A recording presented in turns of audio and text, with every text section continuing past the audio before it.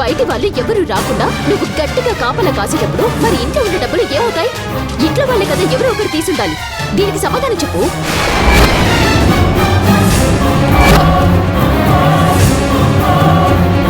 తప్పలేక్య, రాఘవకి మాధవ్ అంటే ఎంత ప్రాణమో అందరికీ తెలుసు.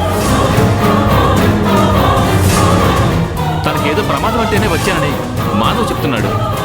ఆ మాట వినకుండా నువ్వెలా మాట్లాడటం కరెక్ట్ కాదు. ఇంకెలా మాట్లాడాలి?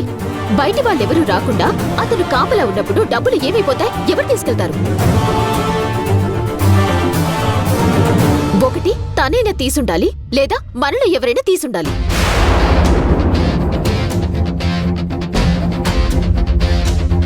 నా ఇంట్లో దొంగలెవరూ లేరు.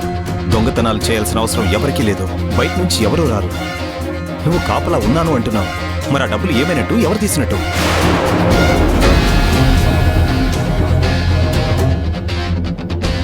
ఇంకా ఏంటి బావ తనని అడిగేది? కళ్ళ ముందు అంత క్లియర్ గా సాక్ష్యం కనిపిస్తుంటే వచ్చానని తనే ఒప్పుకుంటున్నాడు, కానీ డబ్బుల గురించి ఏం తెలియదు అని బుకాయిస్తున్నాడు.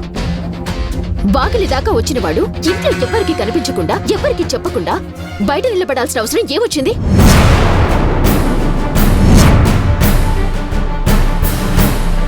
ఏ నీతో మాట్లాడు కాబట్టి నీతో చెప్పడు, మరి శంకరన్నయ్యకి చెప్పొచ్చు కదా.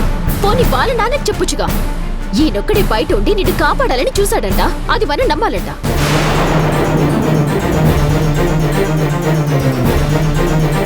కలేక్య, అన్నని కాపాడుకోవాలని వచ్చిన మనిషిని అనుమానిస్తున్నావు, అవమానిస్తున్నావు. నాకు ఎలాంటి అనుమానము లేదు వదినా.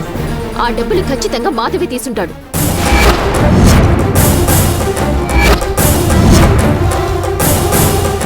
ఆ డబ్బులు మాకు రాకూడదనే కదా కోర్టులో కేసులు వేసింది. ఆ రుద్రని వాళ్ళతో గొడవలు పెట్టుకుంది. వాళ్ళ డబ్బులు వాళ్ళకిస్తే మా ఆస్తి పత్రాలు మాకొస్తాయి. వాటిని ఇంకెక్కడైనా పెట్టుకుంటాం. అది జరగకూడదు అంటే డబ్బులు మాయం చేయాలి కదా. అందుకే అర్ధరాత్రి వచ్చాడు, అన్న పైసతో సహా మొత్తం పూడ్చుకుపోయాడు. నోరుంది కదా అని ఇష్టం వచ్చినట్టు మాట్లాడుకో.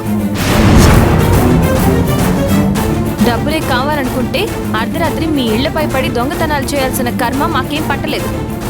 డబ్బు కావాలి అని మా ప్రసాద్కి ఒక్క మాట చెప్తే చాలు, ఎంత కావాలంటే అంత మా ఇంట్లో రాసులు పోసిపోతాడు. కొట్టేశాక ఎన్ని మాటలైనా చెప్తారులే. పదే పదే ఆ మాటలే మాట్లాడొద్దు.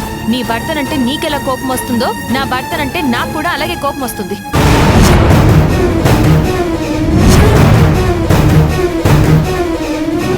డబ్బులు పోయాయి అంటున్నావు. ఆ పోయిన డబ్బులు ఎలా పోయాయి, ఎక్కడికి పోయాయి అనేది నేను తెలుస్తాను. ఆ డబ్బులు తీసుకొచ్చే బాధ్యత నాది.